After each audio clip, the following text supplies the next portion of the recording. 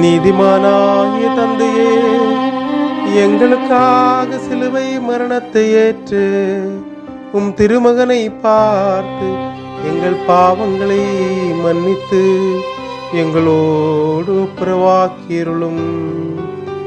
உமது திருமகன் கொல்கதாவில் சிந்திய இரத்தம் எங்களுக்காக பரிந்து பேசுகிறது.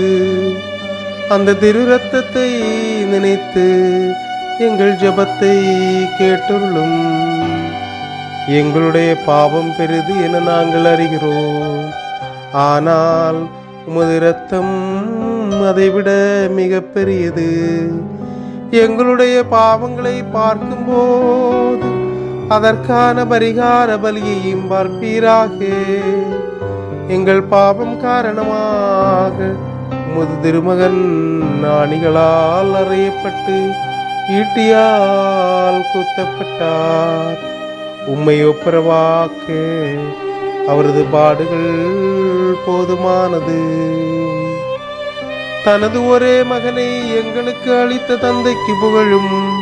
சிலுவை மரணத்தால் எங்களை மீட்ட மகனுக்கு ஆராதனையும், மீட்பு பணியை நிறைவேற்றிய தூய ஆவிக்கு போற்றுதலும் இருப்பதாக.